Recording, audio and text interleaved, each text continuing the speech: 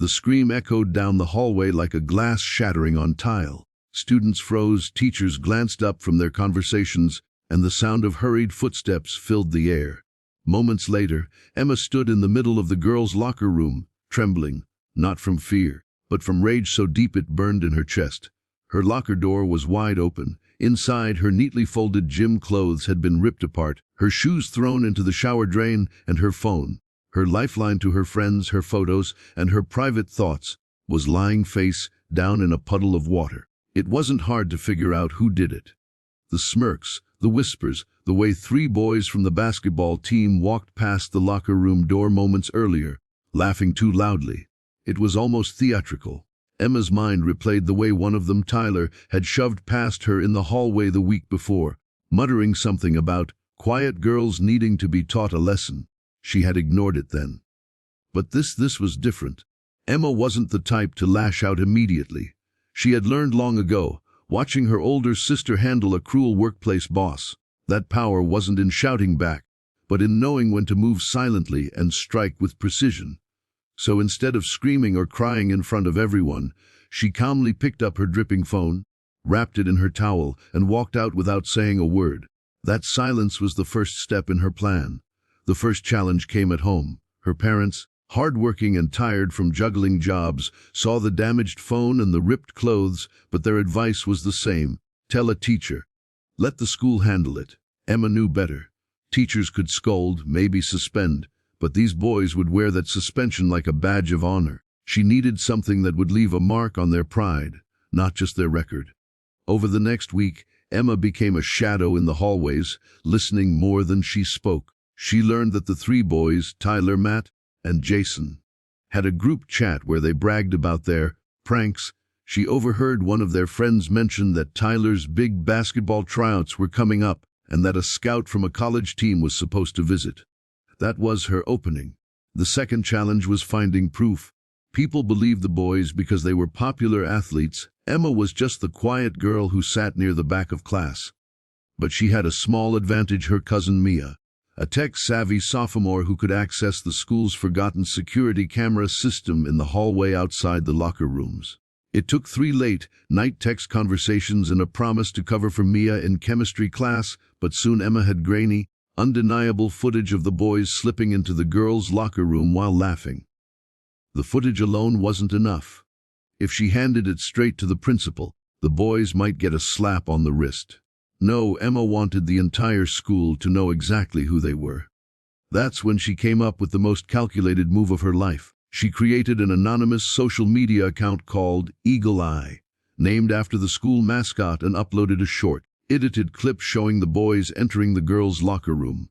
She blurred the background so no one could accuse her of filming anyone else inside. Within hours, the clip was being shared across every student's phone, accompanied by captions like, "Guess who's not making it to basketball tryouts," and "Locker room creeps exposed." The third challenge came fast. Facing the storm she had unleashed, the boys were furious. They tried to find out who ran Eagle Eye, cornering random students in the hallway, even spreading rumors about other people being responsible. But Emma had planned for that. She used a prepaid phone for the uploads and never accessed the account on school Wi-Fi. She stayed invisible. The real impact came during the pep rally. The basketball coach, red-faced and visibly embarrassed, announced that Tyler, Matt, and Jason would not be playing that season due to conduct violations. The crowd went silent, and then whispers started spreading like wildfire. Emma watched from the bleachers as the boys sat at the edge of the gym, their heads down, their former friends avoiding eye contact. But her revenge didn't stop there. The clip had reached parents, and in a small town, that meant reputations were ruined faster than games were won. Parents called the school board. Local businesses that had sponsored the basketball team quietly removed their posters. By the end of the semester, the 3 boys had transferred to a neighboring district. Rumor had it their families wanted a fresh start. Emma never revealed she was behind Eagle Eye. She didn't need the credit. The victory was in knowing that they'd think twice before humiliating someone again. And for the first time since that day in the locker room, she walked the halls without feeling like prey. Her best friend asked her once if she felt guilty. Emma thought about it, then said, "They entered the wrong room. but I made sure they left the right way. And that became her silent lesson to anyone who tried to break her. Sometimes, the quietest person in the room is just the one deciding when to speak. The sound of metal slamming against metal echoed through the empty gym hallway. Emma stood frozen for a moment before rushing inside the girls' locker room, her breath catching in her throat. Her locker was open. Not just open, destroyed. The combination lock hung twisted, her clean gym clothes were slashed with deep cuts like someone had taken scissors to them, her shoes were gone. And her phone lay in the middle of the floor, its case cracked, the screen covered in a shallow puddle of water. The smell of damp fabric and the faint sting of cleaning chemicals filled her nose, but all she could feel was the boiling pressure in her chest. Behind her, laughter. 3 shadows passed the frosted glass door, tall, broad-shouldered figures. Oops, one of them chuckled. Guess the locker room got a little messy today. Emma didn't turn. She knew that voice. Tyler Jensen, star forward on the basketball team, popular, confident, and dangerous in the way boys could be when they thought they owned the school. She'd heard his friend Matt's deeper laugh follow, then Jason's, sharp and cruel. The door closed, their voices fading, but the damage they'd done stayed. Emma's hands shook as she picked up her dripping phone, wrapping it in her towel. She could feel the burn of tears threatening to spill, but she forced them back. Crying would give them exactly what they wanted. Instead, she inhaled slowly, exhaled, and whispered to herself, "Don't give them the reaction. Give them the consequences." That night at home, her parents noticed the damage immediately. "What happened?" her dad asked, eyebrows furrowing. "Some guys got into the girls' locker room," Emma said evenly, though her throat felt tight. Her mom's hands curled into fists. "That's disgusting. I'm calling the school tomorrow." "Don't," Emma said quickly. "If it comes from me, they'll deny everything. They'll get a slap on the wrist and then—" She didn't need to finish. They all knew what would happen. More taunting, more pranks, more humiliation. Her parents exchanged a worried look. "Then what are you going to do?" her dad asked. Emma's voice was steady. "I'm going to handle it." The first step was watching, listening, waiting. Over the next week, she became invisible in the hallways. She overheard Matt bragging to a friend in the cafeteria, "She didn't even say anything." I thought she was going to cry on the spot. But Jason laughed. "Bet she's too scared to tell anyone." Tyler smirked. "Doesn't matter. I've got tryouts next month, college scouts coming to watch. No one's messing that up for me." Emma's stomach tightened. Perfect. She knew she needed proof. That's where Mia came in, her younger cousin with a knack for technology. Late one night, they sat in Emma's room with the glow of the laptop lighting their faces. "You're sure the hallway outside the locker room has cameras?" Mia asked. Emma nodded. "Old ones. The school doesn't even check them unless there's a fight." Mia cracked her knuckles. "Then let's see what the ghosts have been recording."